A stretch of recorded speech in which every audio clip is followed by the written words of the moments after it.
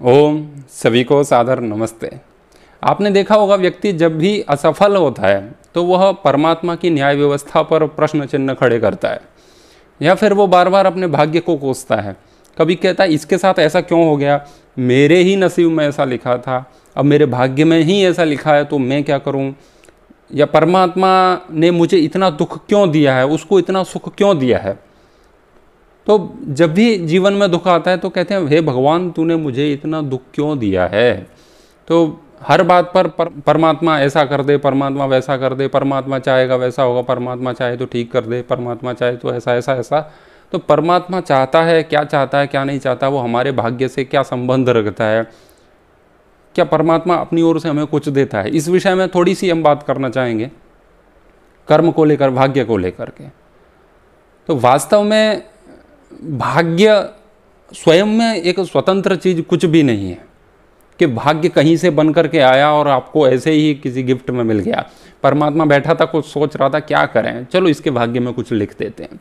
तो भाग्य किसने लिखा? हम कहते हैं भगवान ने जो पट्टी बना रखी है भीतर खोपड़ी में लिख रखा है कुछ, या कुछ ऊपर देख के कहते हैं पता नहीं ईश्वर ने क्या लिख रखा है, वो ऊपर से ही फाइल में जो लिख के आया है। तो किसने लिखा और क्यों लिखा, उसका भी कुछ कारण होता है, क्या लिखा हुआ कुछ है या नहीं। तो जो हम कर्म करते हैं ना, उसके कई सारे प्रकार हैं, कई प्रकार से कर्म होते हैं, कई प्रकार के कर्म होते हैं, कैसे कैसे फल मिलता है, बहुत बहुत बड़ा विषय है। तो कर्म करते हैं हम, जब हम कर्म कर रहे होते हैं तब उस कर्म को क्रियमाण कहते हैं। जैसे कि हम किसी प्यासे को पानी पिला रहे हैं, किसी को बहुत ज़ोर से प्यास लगी, अभी गर्मी का महीना चल रहा है, आकर के कह रहा है मुझे प्यास लगी है, पानी दो। तो हम किसी को पानी पिला रहे हैं करुणा के भाव में, दया के भाव में, सेवा के भाव में, जो भी है। तो जब हम उसे पानी पिला रहे हैं तो जो क्रिया चल रही है उस समय, उस कर्म को क्रियमाण कर्म कहते हैं। उसका अभी के अभी फल नहीं मिल सकता। जब वह व्यक्ति पानी पी चुका और उसने कहा धन्यवाद आपने मुझे पानी पिलाया, जो भी, वो कर्म जब पूरा हो गया, उसकी समाप्ति हो गई उस क्रिया की, उसके बाद वह संचित कर्म कहलाता है। वो एक कलेक्ट हो जाता है आपके कर्माशय में। कर्माशय कहते हैं जहाँ पर हमारे कर्म रहते हैं। अब कर्म कोई ऐसा उत्पाद नहीं है, कोई वस्तु नहीं है कि वो भरे पड़े हों। एक संस्कार है, दो प्रकार के संस्कार होते हैं, धर्म अधर्म रूपी संस्कार और वासना रूपी संस्कार। तो जो हम कर्म करते हैं जिससे पाप या पुण्य बनते हैं, उनको धर्म अधर्म रूपी संस्कार कहते हैं। तो हमने किसी को पानी पिलाया तो धर्म का संस्कार बना, तो उसको संचित कर्म कहते हैं। अब संचित कर्म में से ही हमें फल मिलेगा। तो क्रियमाण समाप्त हो गया, अब बचा संचित कर्म।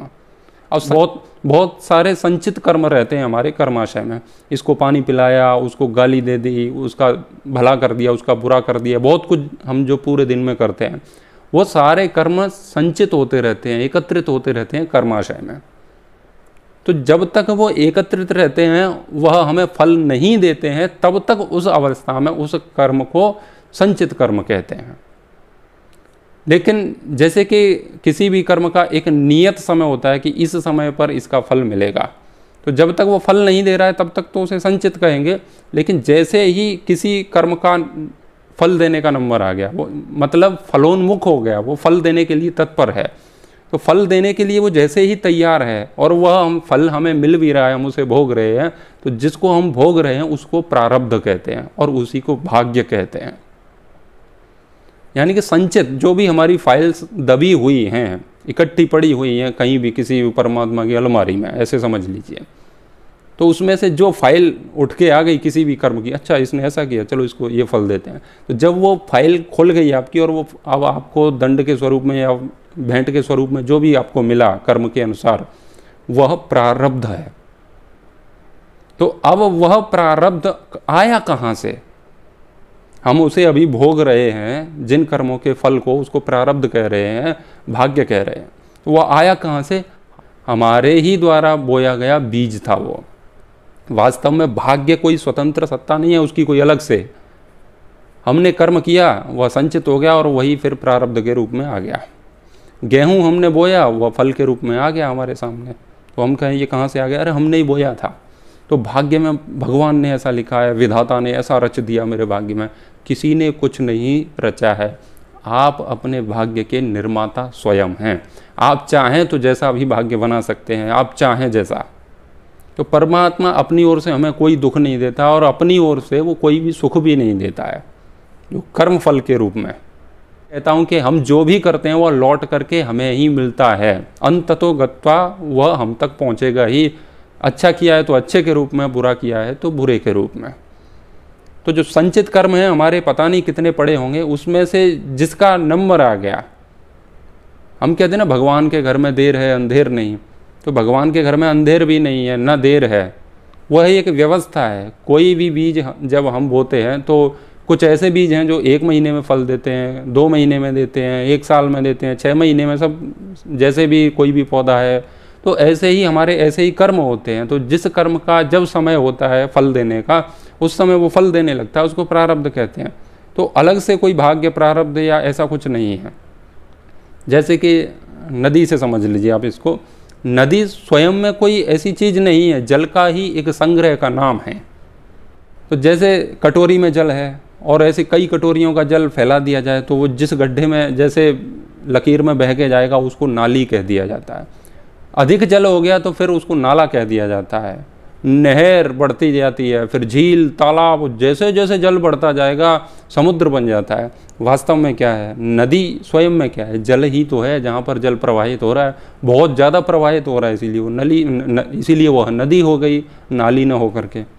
तो ऐसे ही कर्म प्रारब्ध है, वह भी अपना ही कर्म है, संचित कर्म है, वह भी अपना ही कर्म है। कर्म की परत चढ़ती जा रही है, कर्म बढ़ते जा रहे हैं, बढ़ गए, कई सारे एकत्रित हो रहे हैं, वह संचित कर्म हो गए, जिसमें से फिर मिलने लगा रिटर्न में, वह प्रारब्ध हो गया।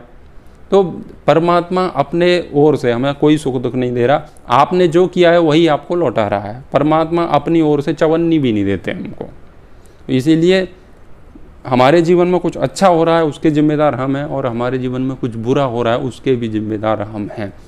और हम यूं ही प्रार्थना करने लगें तो उससे कुछ नहीं होने वाला है। बैठे रहें, कर्म करें नहीं, भगवान ऐसा कर दो, प्रार्थनाएं भी पुरुषार्थ से सुनी जाती हैं। कर्म करना पड़ेगा उसके लिए। जब हम कर्म करते हैं उसी से उसकी सिद्धि होती है, प्रार्थनाओं से सिद्धि नहीं होती। प्रार्थना बस इसीलिए की जाती है ताकि ईश्वर से प्रीति हो हमारी। हम प्रार्थना करेंगे तो हमारा अहंकार विलीन होगा, इसीलिए प्रार्थना करते हैं।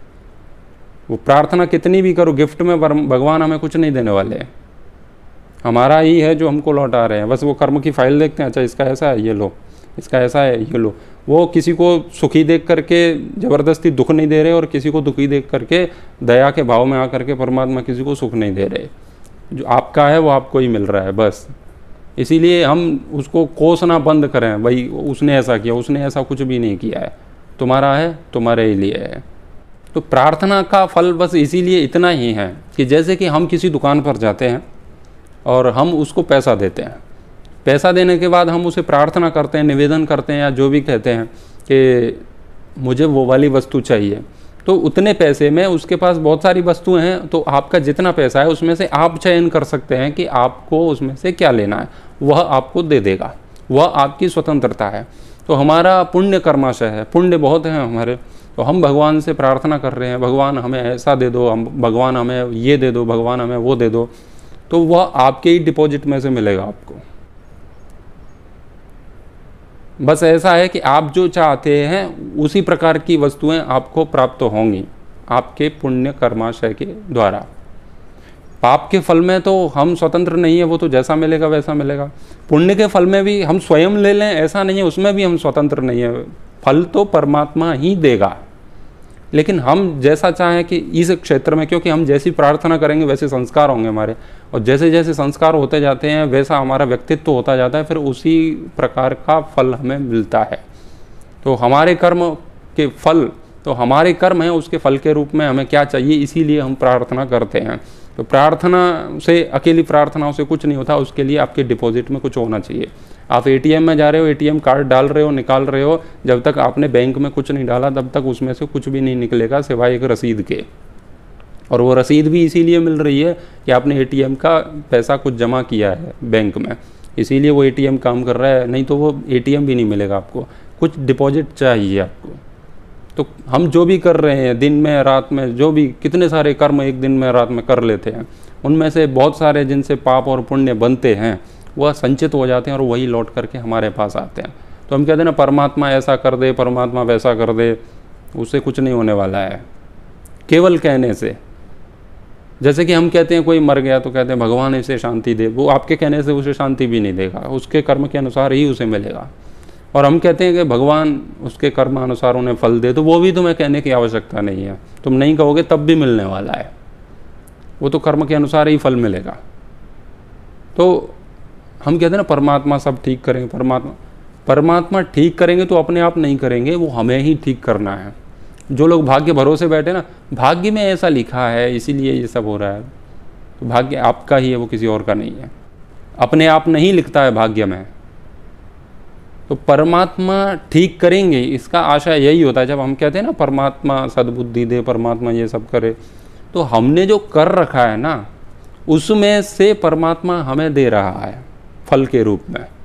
जैसे हम कहीं से भी पैसा कमा के लाए, किसी को जमा कर दिया, अब हमें आवश्यकता है तो वो उसमें से लेते रहो, भैया देना उसमें से थोड़ा। ऐसे ही परमात्मा हमें समय समय पर देता रहता है, उसमें से हमारे संचित में से ही वो प्रारब्ध बन करके हमको प्राप्त होता रहता है। तो फल को देने की जो प्रक्रिया है जिसे परमात्मा पूर्ण कर रहा है, उसमें वह अन्याय नहीं करता है। इसीलिए हम कहते हैं परमात्मा जो भी करे ठीक करे, परमात्मा जो भी कर रहा है ठीक कर रहा है। तो हमने जो कुछ कर रखा है पहले, अब हम उसमें बदलाव नहीं कर सकते। जो संचित है वो वहाँ पहुँच गया, वो पहुँच गया, अब उसमें बदलाव नहीं हो सकता है। बदलाव हम अब वर्तमान से आगे के लिए कुछ कर सकते हैं, लेकिन पिछले जो कर्म है उनका तो फल मिलना ही मिलना है,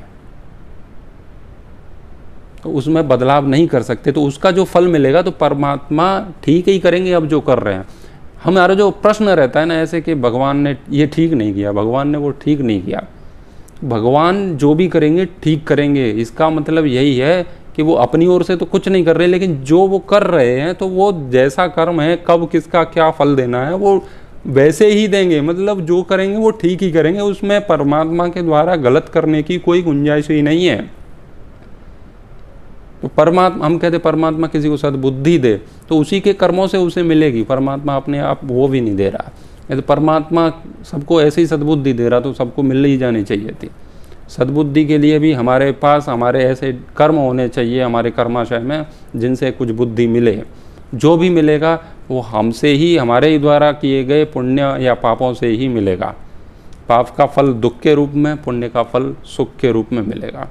इसीलिए आप अपने सुख और दुख के स्वयं निर्माता हैं, स्वयं ही प्राप्त करते हैं उसे, स्वयं ही आमंत्रित करते हैं, उसमें भगवान का कोई भी रोल नहीं है। इसीलिए बीच में उसे लाना ही नहीं चाहिए, ऐसे भगवान ने ऐसा किया, भगवान ने वैसा किया। भगवान कुछ नहीं करेंगे। हमें देश को सुधारना है तो हम सुधारेंगे, हमको सुधरना है तो हम स्वयं सुधरेंगे, हमको बिगड़ना है तो हम ही बिगड़ेंगे। भगवान इसमें कोई हस्तक्षेप नहीं करते हैं। भगवान का काम है आपका जो डिपॉजिट है उसमें से आपको बांटना, जैसा आपने जमा कराया वैसा ही आपको मिलेगा। आप जैसे किसी शिविर में गए तो आपने मोबाइल जमा करा दिया, जैसा आपने जमा कराया वैसा ही शिविर समाप्त होने के बाद आपको मिलेगा, उसमें बदलाव नहीं होगा। तो आपके जो कर्म है वो उनको दे रहा है। अब तुमने अच्छा किया बुरा किया उससे उसे कोई लेना देना नहीं है कि इसमें वो अपनी ओर से बदलाव कर दे, उसको अच्छा करके दे दे, ये तो अन्याय है। तो भाग्य हम ही बनाते हैं। हम कहते हैं ना ऐसे लिख दिया, लिखा पढ़ी कुछ नहीं है, तुम्हारे ही द्वारा निर्मित है। और जो कहते हैं ना कि भगवान चाहता है वो होता है, भगवान करेगा वो होगा, तो भगवान ने अपनी ओर से भाग्य नहीं लिखा है। यदि भगवान अपनी ओर से भाग्य लिखे तो सबका अलग अलग भाग्य क्यों लिखता है? तो ये तो अन्याय हुआ ना। भगवान तो न्यायकारी है, वो अन्यायकारी है ही नहीं, उसमें अपनी कर्म की स्वतंत्रता ही है। हमने जो कर्म किए उनसे वैसा भाग्य बना हमारा। तो कहते रहो कि भगवान चाहता है वो होता है, भगवान कुछ नहीं चाहता है, हम जो चाहते हैं वही हमारे साथ वैसा ही होता है। हमें जो सुख और दुख मिले हैं उनमें से पुण्य और पाप का फल ही हमें मिलता है, वही सुख दुख है। कुछ अन्यायपूर्वक मिलते हैं। हम ऐसे नहीं कह सकते कि जीवन में जितने भी सुख दुख हैं वो हमारे ही कर्मों का फल है। कुछ औरों के कर्मों का परिणाम भी हमें मिलता है, यह एक दूसरी बात है। हमने गलत नहीं किया तब भी हमारे साथ गलत हो जाता है किसी दूसरे के द्वारा। तो हर चीज़ कर्म का फल नहीं है, यह भी हमें समझना चाहिए। वह कर्म का परिणाम होता है जो दूसरे के द्वारा हमें प्राप्त होता है। वो कई बार एक व्यक्ति कम पुरुषार्थ कर रहा है, एक व्यक्ति अधिक पुरुषार्थ कर रहा है, लेकिन कम पुरुषार्थ वाला बहुत आगे दिखता है, बहुत सुखी दिखता है, वो सक्सेस दिखता है, तो उसके पीछे उसका भाग्य कार्य कर रहा होता है। और भाग्य कोई गिफ्ट में नहीं मिला, उसने पहले कुछ अच्छा किया होगा।